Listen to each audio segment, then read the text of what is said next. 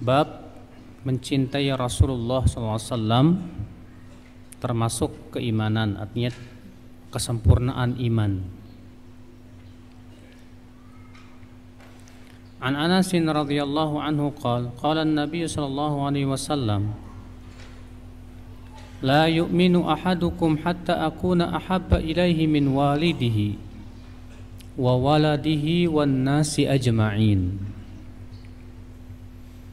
Dari Anas, semoga Allah meridainya, ia berkata, Nabi sallallahu alaihi wasallam bersabda, tidak beriman salah seorang dari kamu hingga aku lebih ia cintai dari orang tuanya, dari anaknya, dan dari seluruh manusia. Fi hadits Abdullah bin Hisham, dan di dalam hadis Abdullah bin Hisham ia berkata, kunna ma'an Nabi sallallahu alaihi wasallam wa huwa akhidun biyadi Umar ibn Khattab. Kami pernah bersama Nabi sallallahu alaihi wasallam dan beliau memegang tangan Umar bin Khattab. Faqala lahu Umar, maka Umar berkata, ya Rasulullah, la anta ahabbu ilayya min kulli syai'in illa min nafsi. Umar berkata kepada Rasulullah, wahai Rasulullah, engkau lebih aku cintai dari segala sesuatu kecuali dari diriku. Faqala an-nabiy sallallahu alaihi wasallam, maka Nabi sallallahu alaihi wasallam bersabda, la walladzi nafsi biyadihi hatta akuna ahabba ilaika min nafsik. Tidak, demi zat yang diriku berada di tangannya, sampai aku lebih engkau cintai dari dirimu sendiri.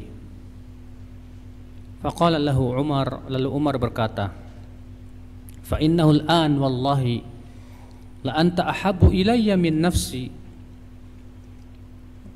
Sesungguhnya sekarang, hai Rasulullah, demi Allah, engkau lebih aku cintai dari diriku sendiri. Faqala an-nabiy sallallahu alaihi wasallam, al-ana ya Umar.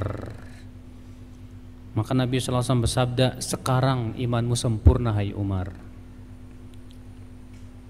Di sini akhi menunjukkan bahwa kita wajib untuk mencintai Rasul sallallahu alaihi wasallam melebihi segala-galanya. Melebihi dari cinta kita kepada diri kita, kepada orang tua kita, kepada istri kita, kepada anak kita, kepada harta kita. Makanya orang yang lebih mencintai orang tuanya atau anaknya atau temannya atau harta bendanya atau rumahnya atau perniagaannya, Allah Subhanahu wa taala ancam Allah akan azab dia.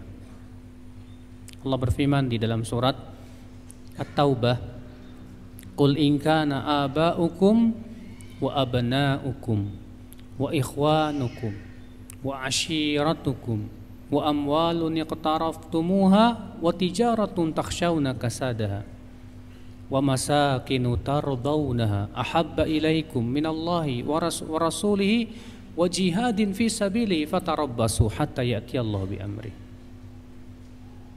Katakan, jika bapak-bapak kamu, anak-anak kamu, saudara-saudara kamu, istri-istri kamu, karib kerabat kamu, perniagaan yang kamu takutkan ya kebangkrutannya, demikian pula rumah yang kamu senangi, itu semua ternyata lebih kalian cintai dari Allah dan Rasulnya dan berjihad di jalannya, maka tunggulah, kata Allah, sampai Allah mendatangkan urusannya. Apa itu? Mendatangkan apa? Adabnya. Wallahu la yahdil qaumal fasiqin, kata Allah. Dan Allah tidak akan memberikan hidayah kepada orang-orang yang fasik. Makanya akal Islam, kewajiban kita memeriksa cinta kita kepada Rasulullah SAW sudah sejauh apa? Lihat bagaimana para sahabat Nabi terdahulu, Pak. Mereka lebih mencintai Rasulullah bahkan dari jiwa mereka sendiri, dari suami mereka sendiri, istri mereka sendiri, anak mereka sendiri. Ya, sebagaimana disebutkan dalam sebuah kisah yang dikeluarkan oleh Muhammad bin Ishaq dari Sa'ad bin Abi Waqqas, ya, bahwa ada seorang wanita dari Banu Dinar di mana suaminya, kakaknya, bapaknya meninggal semuanya di medan perang, Pak. Iya. Kemudian ketika mereka melaporkan kepada wanita ini, bapakmu meninggal dunia, saudaramu meninggal dunia, demikian pula suamimu pun juga meninggal dunia di perang Uhud. Apa kata wanita ini? Lalu bagaimana kabar Rasulullah SAW? Apakah ia selamat? Kata mereka, Rasulullah selamat, tidak apa-apa, alhamdulillah. Aku ingin melihat, benar gak Rasulullah selamat? Lalu ia melihat Rasulullah selamat. Kata wanita ini, ya, kullu musibatin ba'dahu jalal. Musibah yang mentimpa Rasulullah lebih besar daripada itu semua. Artinya itu kecil, yang penting Rasulullah selamat, udah alhamdulillah sudah. Adapun suami, bapak, kakak, apa adik, apa saudara saya sudah meninggal dunia, masuk surga, alhamdulillah. Yang penting Rasulullah selamat dah. Masya Allah, subhanallah. Sampai mereka mencintai Rasulullah SAW luar biasa sekali, Pak. Dalam perang Uhud, seorang sahabat Nabi SAW ketika dalam perang Uhud itu kan kaum muslimin kalah, ya. Rasulullah terperosok dalam satu lubang. Lalu seorang sahabat yang bernama, saya lupa namanya, ketika melihat panah-panah hendak menghunjam tubuh Rasulullah, dipeluknya Rasulullah, dibiarkan panah-panah itu menghunjam tubuhnya, asal tidak menghunjam tubuh Rasulullah SAW. Sampai begitu, ya, penghormatan para sahabat Nabi SAW. Maka coba kita periksa selama ini ada tidak yang lebih kita sukai daripada mengikuti sunnah Rasul SAW. Karena kata para ulama, tanda orang yang mencintai Rasulullah mencintai ajarannya. Tanda orang yang mencintai Rasulullah mencintai sunnahnya. Maka sunnah Nabi, ajaran Nabi lebih kita cintai daripada hawa nafsu kita, lebih kita cintai daripada kepentingan diri kita, lebih kita cintai daripada hobi kita.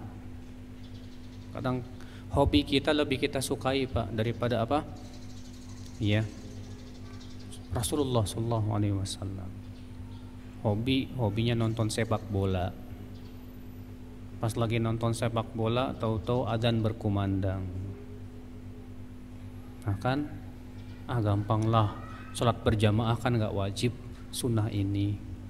Padahal nonton bola lebih nggak wajib lagi, Pak. Tapi ternyata hobinya lebih dia dahulukan daripada mengikuti apa? Sunnah Rasul SAW. Maka dari itu, ya akhwat Islam, pernyataan kita, saya cinta Rasul, jangan sampai didustakan oleh perbuatan kita sendiri. Kita mengatakan saya cinta Rasul, ternyata didustakan oleh hati kita sendiri, oleh perbuatan kita sendiri, oleh ucapan kita sendiri. Ternyata selama ini yang kita ucapkan bahwa saya cinta Rasul, dusta. Ikhwata Islam, azani Allah wa iyyakum. Orang yang mencintai Rasulullah SAW, dia akan cinta untuk mempelajari hadis-hadisnya. Sebagaimana kalau kita merasa senang membaca surat dari orang yang kita cintai. Makanya Rasulullah SAW mendoakan orang yang mempelajari hadis. Kata Rasulullah, naddarallahu imra'an sami'a maqalati fahafidhaha wa addaha kama sami'. Semoga Allah memberikan cahaya kepada wajah orang yang mendengarkan sabdaku, lalu ia memahaminya, lalu ia menghafalnya, lalu ia menyampaikannya. Kata Ibnu Qayyim, nadharallah, apa itu nadhrah? Nadhrah itu bahjatul wajh, kegembiraan terlihat di wajah karena membaca hadis-hadis Nabi Shallallahu Alaihi Wasallam. Kalau antum lagi membaca surat cinta, terlihat wajahnya berseri-seri, Pak. Demikian pula seseorang yang sangat cinta Rasulullah, ketika membaca hadis-hadisnya karena saking gembiranya, terlihat di wajahnya itu, Pak, kegembiraan. Maka selama ini kita lebih asyik baca hadis daripada baca koran, daripada baca yang lainnya atau tidak. Maka dari itulah ya akhwal Islam, kebanyakan dari kita mungkin juga termasuk anak, ya pernyataan cintanya kepada Rasul, maaf, masih gombal, masih didustakan oleh perbuatan kita sendiri, masih didustakan oleh hati kita sendiri. Ternyata sebetulnya ada sesuatu yang lain yang lebih kita cintai dari Rasulullah sallallahu alaihi wasallam. Ikhwat Islam, azani Allah wa iyyakum. Orang yang mencintai Rasulullah sallallahu alaihi wasallam, dia akan membela sunnahnya. Bahkan ia tidak peduli dengan cercaan manusia demi untuk membela kekasihnya. Orang yang mencintai Rasulullah SAW, dia berani berkorban untuk membela sunnah Rasul SAW. Gak masalah, saya korbankan sedikit waktu saya korbankan sedikit harta saya demi untuk membela sunnah Rasul, ajaran Rasul SAW. Gak masalah. Bahkan saya korbankan perasaan pun gak masalah. Yang penting saya bisa membela Rasulullah SAW. Jadi kalau kita sudah seperti itu, berarti jujur, Pak, pernyataan kita bahwa kita mencintai Rasulullah SAW. Sementara kita terkadang mau ngikut sunnah Rasul aja masih mikir-mikir, ya, aduh takut dituduh macem-macem, takut dicibir, takut diledek dan yang lainnya, gimana kata orang. Lah, orang yang mencintai Rasul nggak peduli dengan itu. Iya. Orang yang mencintai Rasul SAW akan terlihat ittiba'nya, Pak. Dia ittiba' kepada sunnah Rasul. Terlihat dalam penampilannya. Rasulullah berjenggot, dia berjenggot. Rasulullah SAW pakaiannya di atas mata kaki, dia berusaha pakaiannya di atas apa? Mata kaki. Utsman bin Affan pernah keluar rumah dalam keadaan pakaiannya, sarungnya sampai pertengahan betis. Lalu Utsman berkata, begini dahulu sarungnya kekasihku Rasulullah sallallahu alaihi wasallam. Rasulullah sallallahu alaihi wasallam ternyata bajunya di atas mata kaki sarungnya. Sementara kita selalu beralasan yang penting gak sombong. Katanya cinta Rasul, pas disuruh di atas mata kaki seperti Rasulullah lakukan, bilangnya apa? Yang penting gak sombong. Ya akhi, orang yang mencintai Rasulullah SAW, walaupun misalnya dia punya keyakinan bahwa itu sunnah, yang namanya sunnah kan perintah Nabi SAW. Ya akhi Islam, azani Allah wa iyyakum. Nah ini akhi, ya, orang yang mencintai Rasulullah SAW akan kuat ittiba'nya kepada Rasulullah SAW. Dia akan mengidolakan Rasulullah SAW, bukan mengidolakan bintang sepak bola, mengidolakan bintang film. Gak ada manfaatnya. Yang kita jadikan idola dalam hidup kita siapa? Rasulullah SAW. Orang yang mengidolakan Rasul itu akan terlihat, Pak. Lihat, kalau antum melihat pemuda-pemuda alay, yang idolanya juga alay, ya. Yang idolanya juga notabene bukan orang soleh. Biasanya si gaya pakaiannya, gaya rambutnya, gaya jalannya, dia akan berusaha ngikutin, Pak. Ya. Ada seorang pemuda yang sangat idola sama bintang sepak bola.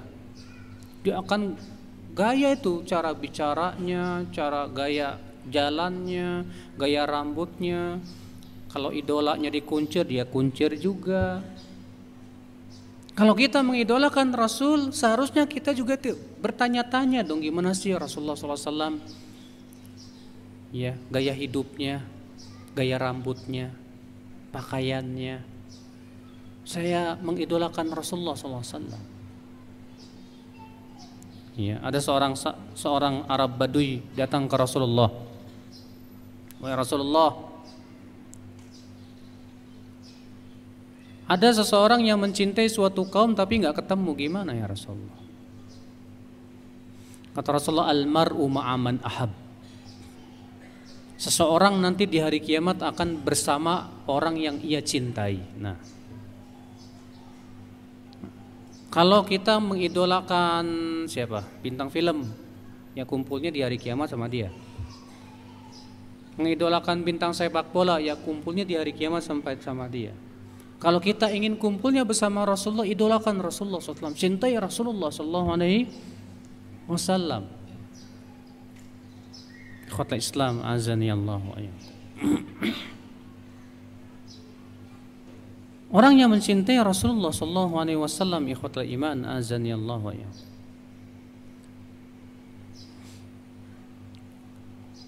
dia akan selalu banyak mengingat Rasul. Sebagaimana orang yang mencintai sesuatu pasti akan banyak ingat, Pak.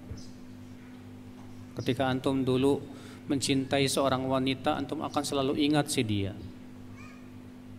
Kita mencintai Rasulullah, seharusnya kita juga banyak ingat Rasulullah SAW. Bahkan kita ingin bisa melihat Rasulullah SAW. Imam At-Tabrani meriwayatkan dari Aisyah, datang kepada Rasulullah SAW seorang laki-laki dan berkata, wahai Rasulullah, sesungguhnya engkau lebih aku cintai dari diriku, ya Rasulullah. Engkau lebih aku cintai dari anakku, ya Rasulullah.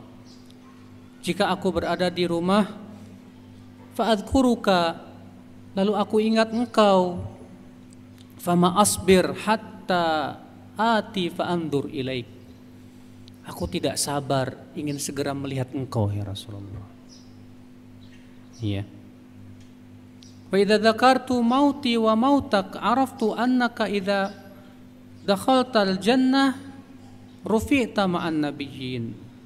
Tapi ya Rasulullah, kalau aku ingat kematianku dan kematian engkau, mungkin engkau berada di surga yang paling tinggi bersama para nabi.